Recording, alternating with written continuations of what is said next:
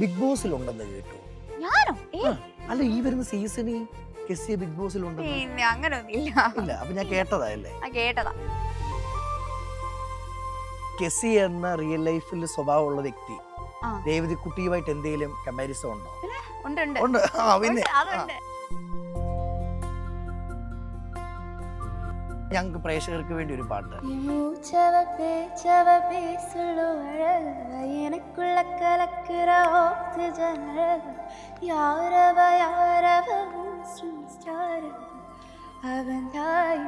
அவன் എനിക്ക് വേണ്ടി പാടിയതല്ലേ?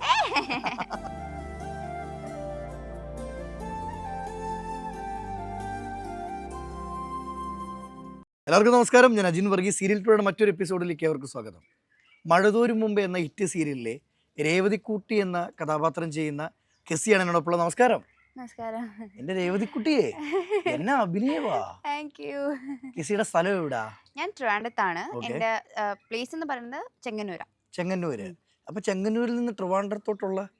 അതെ, അമ്മയുടെ പ്ലേസ് അവിടെയാ. ഓക്കെ. അപ്പോ ഞങ്ങൾ അവിടെ താമസിക്കുന്നതാ. ഇതിനു മുമ്പ് സീരിയൽ ചെയ്തിട്ടുണ്ടോ? ഞാൻ കൊച്ചിലെ തൊട്ടുണ്ട്. 2.5 വയസ്സ് തൊട്ടുണ്ട്. 2.5 വയസ്സ് മുതലുണ്ട്. ഞാൻ 2.5 വയസ്സിൽ ശ്രീധരൻ എന്ന് പറയുന്ന സീരിയലാണ് ചെയ്തത്. ശ്രീധരം. പിന്നെ മെയിൻ ക്യാരക്ടേഴ്സ് ആയിട്ട് മഞ്ഞുരം കാലം ജോസി സാറിന്റെ രണ്ടാമത്തെ വർക്കാണ് ഇത്. ആദ്യമായിട്ട് ജോസി സാറിന്റെ മഞ്ഞുരം കാലത്തിലെ ഫസ്റ്റ് ജാനിക്കുട്ടിയായിട്ടുണ്ടായിരുന്നു.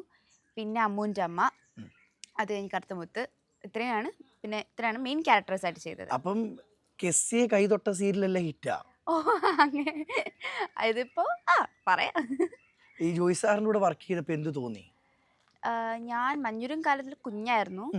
എനിക്ക് 4.5 വയസ്സേ ഉള്ളൂ. അപ്പൊ അങ്ങനെ എല്ലാ കാര്യമൊന്നും ഓർമ്മയില്ല. ബട്ട് സ്റ്റിൽ ഇവിടെയുള്ള എല്ലാവരും, ഇപ്പോ മനുഷ്യനായാലും ഇവിടെയുള്ള സ്ഥിരമായിട്ടുള്ളവരെല്ലാം മഞ്ഞുരം കാലത്തിൽ ഉണ്ടായിരുന്നവരാ.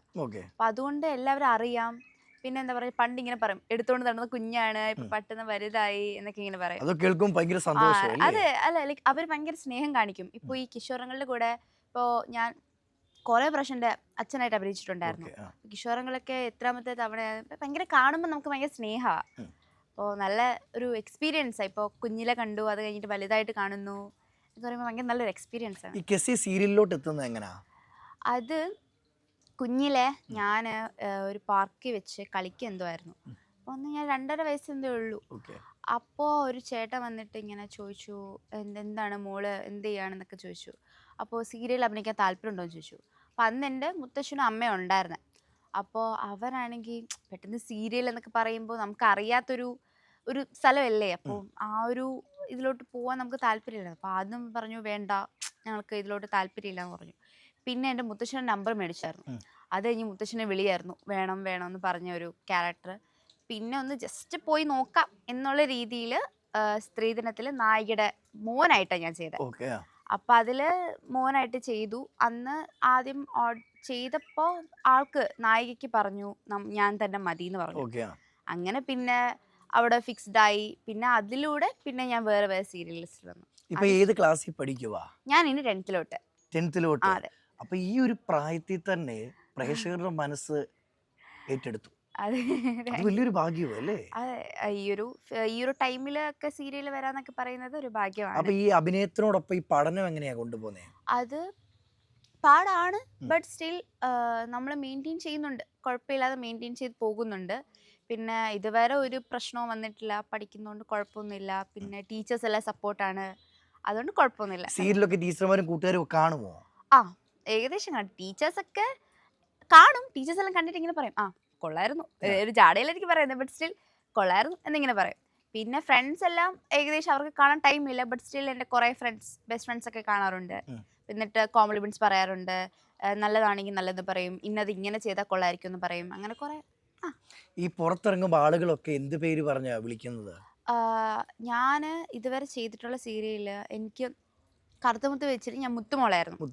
അപ്പോൾ ആ ടൈമിൽ അയ്യോ മുത്തുമോള്. അതിനുശേഷം ഞാൻ 2 വർഷം ഗ്യാപ്പായിരുന്നു. ഞാൻ വേറെ സീരിയലൊന്നും ചെയ്തിട്ടില്ലായിരുന്നു. എന്തെങ്കിലും കാരണമുണ്ടോ? അത് പഠിക്കണം എന്ന് വിചാരിച്ചിട്ട് ഞാൻ കുറച്ച് 2 വർഷം, പിന്നെ കൊറോണ ഒക്കെ ആയിട്ട് പിന്നെ 2 വർഷം ഞാൻ ബ്രേക്ക് ചെയ്തു. അത് കഴിഞ്ഞ് ഞാൻ 6ാം ക്ലാസ്സിലാണ് പിന്നെ ഉണ്ടായിരുന്നത് റാണി രാജ എന്ന് പറഞ്ഞൊരു സീരിയല് ഞാൻ കയറിയത്. അത് കഴിഞ്ഞ് പിന്നെ ഞാൻ സീരിയൽ ചെയ്തു. അപ്പം അത് കഴിഞ്ഞ് ഞാൻ എല്ലാം അറിയപ്പെട്ട ഒരു സീരിയൽ എന്ന് പറയുന്നത് മഴതോരും മുമ്പേ. അപ്പം അതിൽ ഞാനിപ്പോൾ എവിടെയെങ്കിലും പുറത്തു പോയാൽ അല്ലെങ്കിൽ ഇപ്പോൾ എവിടെയെങ്കിലുമൊക്കെ പോയാൽ രേവതി കുട്ടിയല്ലേ, അപ്പോൾ അവർ ഇൻറ്ററപ്റ്റ് ചെയ്യുന്നത് നമ്മൾ വിചാരിക്കും ഇപ്പൊ അവര് വെച്ചിട്ട് അയ്യോ മോളെ എന്ന് പറഞ്ഞ് വരുമ്പോ മേ ബി ഇനി നമ്മുടെ കസിൻസ് ആണോ, നമ്മളെ relatives അറിയാവുന്നവരാണോ? ആണോ, അതെയാ. അങ്ങനെ തോന്നുന്നു നമുക്ക്. അതേപോലെ അവർ വന്നിട്ട് ഇന്ററപ്റ്റ് ചെയ്യുന്ന അയ്യോ രേവതിക്കുട്ടിയല്ലേ, ഞങ്ങൾ എന്നും കാണും, ഞങ്ങൾക്ക് ഭയങ്കര ഇഷ്ടം, ഭയങ്കര സ്വീറ്റ് ആയിട്ട് അവരുടെ ആ മെമ്മറബിൾ അവർ തരുന്നത്. ഭയങ്കര എക്സ്പീരിയൻസ് അതൊക്കെ എന്ന് പറയുമ്പോൾ ഭയങ്കര സ്നേഹിച്ച് അവരുടെ ഒരു ആള്, അവരുടെ ഒരു ഫാമിലിയിലുള്ളൊരു മെമ്പർ എന്ന രീതിയിൽ അവരെല്ലാവരുടെ അടുത്ത് വന്ന് സംസാരിക്കുന്നത്. കെസി എന്ന റിയൽ ലൈഫിൽ സ്വഭാവമുള്ള വ്യക്തി ആ രേവതിക്കുട്ടിയുമായിട്ട് എന്തെങ്കിലും കമ്പാരിസൺ ഉണ്ടോ? പിന്നെ ഉണ്ട് ഉണ്ട് ഉണ്ട്. പിന്നെ ഉണ്ട് അതുണ്ട്. എന്ന് പറയുമ്പോ രേവതിക്കുട്ടി എന്ന് പറയുന്ന ക്യാരക്ടർ, ഞാൻ രേവതിക്കുട്ടി ടു എക്സ്ട്രോവേർട്ടാ. ഓക്കെ. ഞാൻ അത്ര ഇല്ലെങ്കിലും ഞാൻ എൻ്റെ കംഫർട്ട് ആയിട്ടുള്ള പീപ്പിൾസിനടുത്ത് ഭയങ്കര എക്സ്ട്രോവേർട്ടാ. അത് രേവതിക്കുട്ടിയിലുണ്ട്. ഇപ്പൊ ഞാനിപ്പോ ഗ്രേസമ്മയുടെ അടുത്ത് മാമസിന്റെ അടുത്ത് അങ്ങോട്ടും ഇങ്ങോട്ടും ഭയങ്കര റൂഡല്ല, ഒരു സ്നേഹ രീതിയിൽ ഞാൻ അങ്ങ് ഭരിക്കും. അതേ സെയിം രീതിയിൽ ഞാൻ എൻ്റെ മുത്തശ്ശിയോട് ചെയ്യുന്നുണ്ട്. ഒരു പൊട്ടിത്തെറി പെണ്ണ്. ഒരു പൊട്ടിത്തെറി പെണ്ണ്, എല്ലാം അങ്ങ് വായി തോന്നി വിളിച്ച് പറയും. പിന്നെ അതെല്ലാം കംഫർട്ട് ആയിട്ട് ആൾക്കാരുടെ അടുത്ത് ഉള്ളൂ, മനസ്സിലൊന്നുമില്ല, എല്ലാം അങ്ങ് പറയും. എല്ലാം അങ്ങ് പറയും. അപ്പോൾ അത് തന്നെയാണ് രേവതിക്കുട്ടി എന്ന് പറഞ്ഞ ക്യാരക്ടർ. രേവതിക്കുട്ടി ഭയങ്കര ടു എക്സ്ട്രോവേർട്ട് ആണ്.